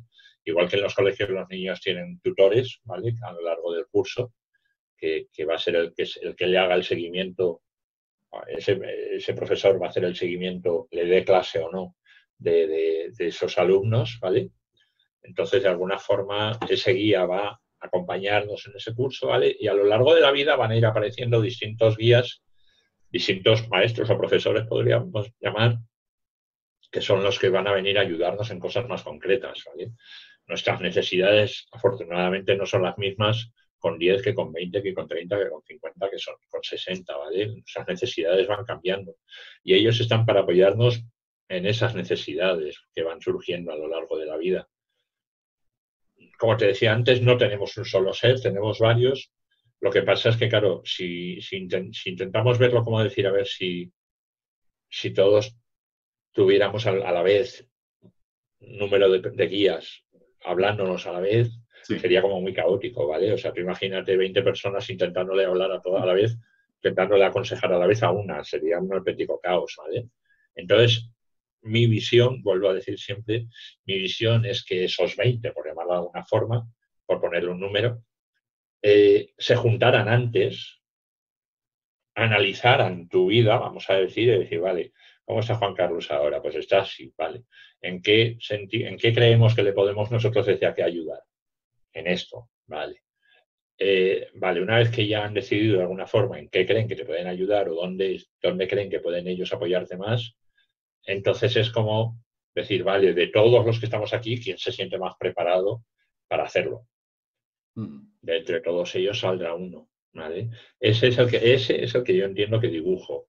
No significa ni que sea la única que está, ni que sea la mejor, ni que te quiera más que nadie, no. O sea, todos los que están te quieren y son importantes para ti. Lo que pasa es que de alguna forma entienden que ella es como si actuara, vamos a decir, como de portavoz, es como si asumiera un poco el papel de portavoz durante un periodo de tiempo, decir, vale, durante ese tiempo yo voy a actuar en nombre de todos, digamos, ¿vale? O sea, no soy la única que tomo decisiones, pero de alguna forma soy la encargada, la intermediaria de comunicarme contigo, digamos, para hacerte llegar lo que nosotros sentimos que podemos hacer.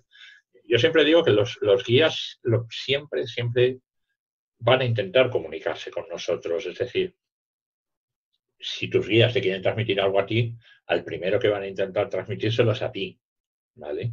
¿Cómo? A través de los sueños, a través de volviendo a lo de antes, a través de pensamientos, a través de... Hay gente que capta y hay gente que no capta absolutamente nada, ¿vale?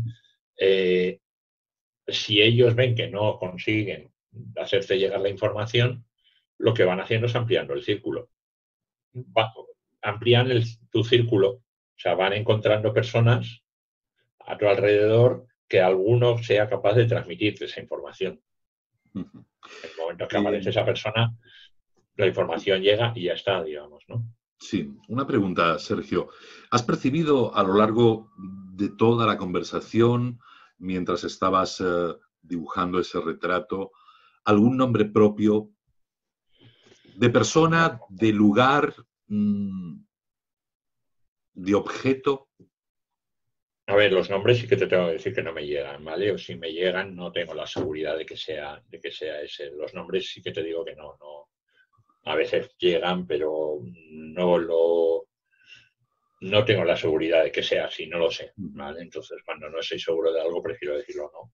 Pero es que no soy capaz y ya está, ¿vale? No. Me llega mucho...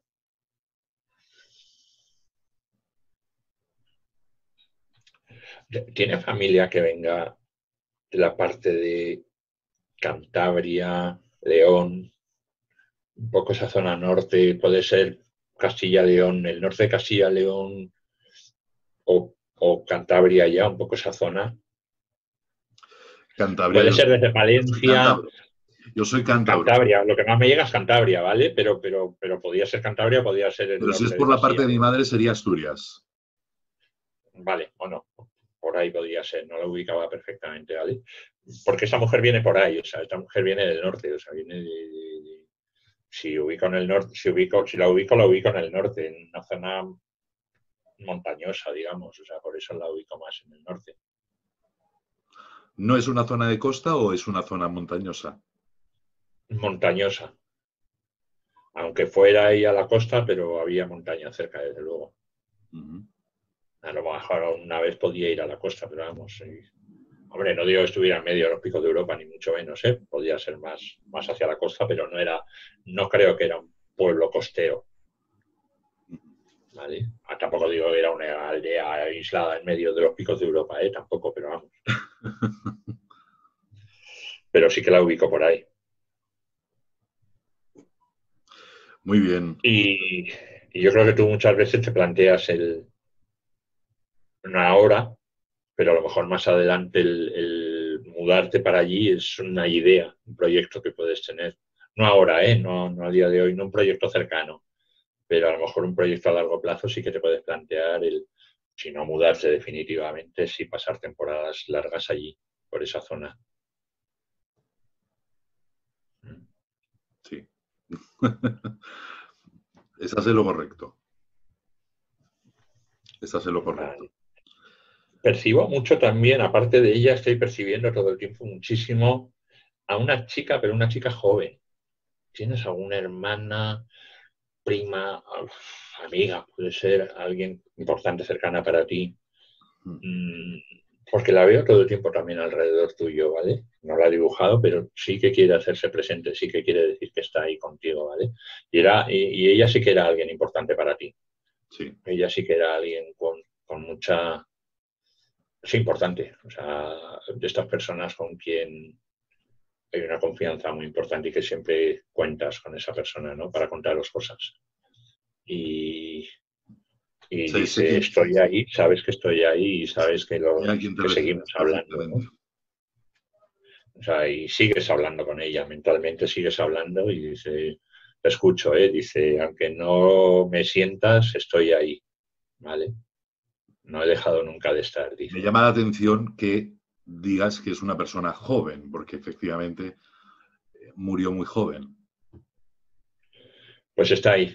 Vamos, no la he dibujado, pero la he sentido siempre todo el tiempo contigo, ¿vale? Entonces, dice, De sobre hecho, todo creo que es quería la, hacer eso. O sea, creo que es la, quería que no, supieras, es la única mujer más joven de mi familia que murió. vale, pues quiere que sepas que está ahí, ¿vale? Y que siempre lo ha estado. O sea, y que dejéis de sufrir por ella, porque está bien, porque le hace daño el sentir que sufrís por ella. A ver, los seres, cuando nos vamos, porque todos nos vamos a ir en algún momento, ¿vale? Mientras no inventen la inmortalidad, nuestro cuerpo tiene fin, ¿vale? Cuando pasan al otro lado, claro, hay mucha gente que dice, no hay que acordarse de los muertos porque eso les retiene. No, mentira.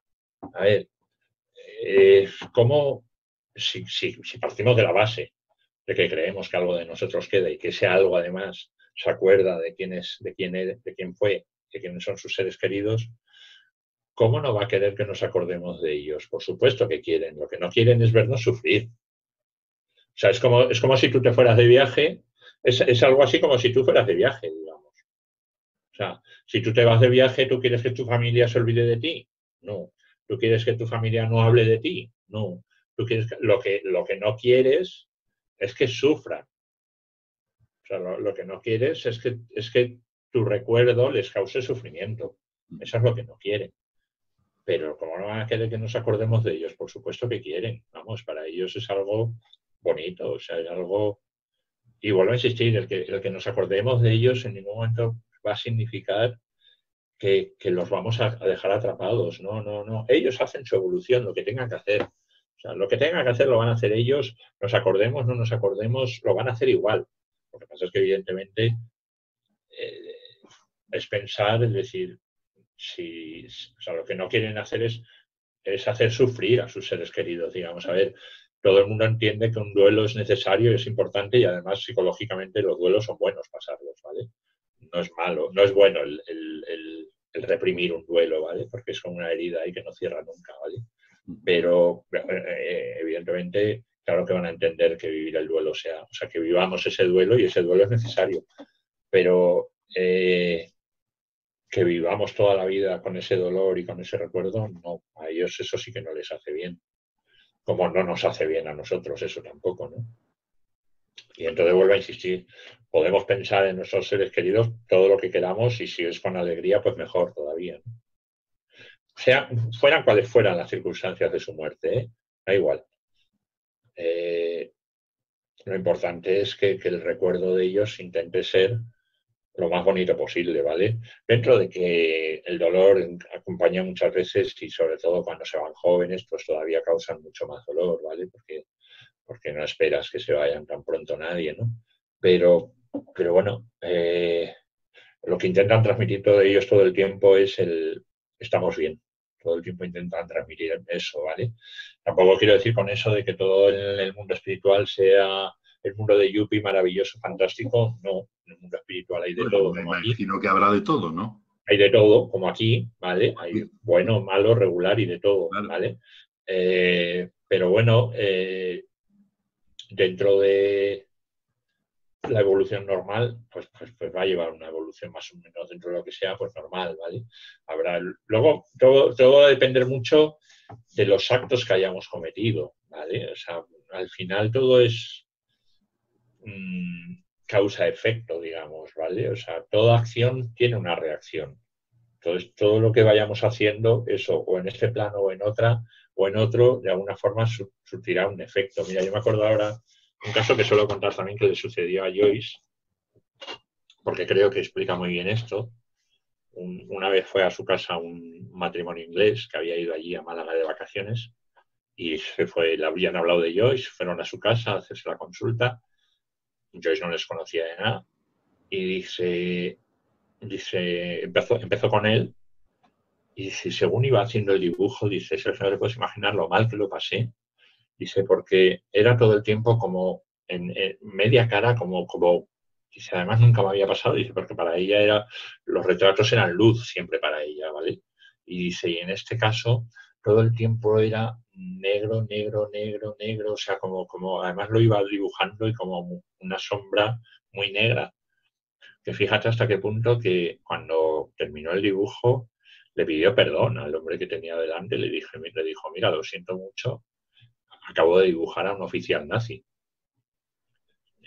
Yo es como muy avergonzada, realmente, porque no entendía nada. Dice, no puedo entender qué hace un oficial nazi como guía tuyo, no lo puedo entender. Dice, por más que he intentado evitarlo, no he podido, ha salido todo el tiempo este dibujo. El hombre se echó a llorar, se remangó la camisa y le enseñó el tatuaje con el número que le habían tatuado en un campo de concentración. Toda su familia había estado en un campo de concentración y él era, si no el único, de los pocos supervivientes que había quedado. A él le tocó estar allí de niño y fue de los pocos supervivientes de su familia. Y este ser venía a pedirle perdón por todo. No era que él concretamente había matado a su familia, pero sí le venía a pedir perdón por todo el daño que podían haber causado. Por eso te digo que de alguna forma a mí no me gusta usar el término pagar, porque en este caso no era pagar. En este caso, fíjate, el hombre este se dedicaba, no, era sanador, vamos a decir, ¿vale? Trabajaba con la sanación, con la energía, y el oficial decía, te ayudo con las sanaciones, por muy extraño que te parezca. Dice, mi compromiso ha sido estar contigo, aparte de alguna forma, redimir el daño que pudimos causarte a ti y a tu familia, además para ayudarte con tus sanaciones, ¿vale? Después yo le volví a hacer otro dibujo porque se quedó con la sensación de, ay, he hecho algo oscuro. Le dibujó uno de sus abuelos, ¿vale? Pero por eso quiero decir que muchas veces vienen seres, dices, a ver, un oficial nazi era un ser maravilloso, pues no, seguramente en vida no fue un hombre maravilloso con sus acciones, ¿vale? Pero bueno, ese ser decidió redimir un poco el daño que había hecho, pues ayudando precisamente a alguien que había sufrido las consecuencias de sus actos, ¿no? Entonces, por eso digo que al final todo de una forma o de otra, causa y efecto siempre está ahí.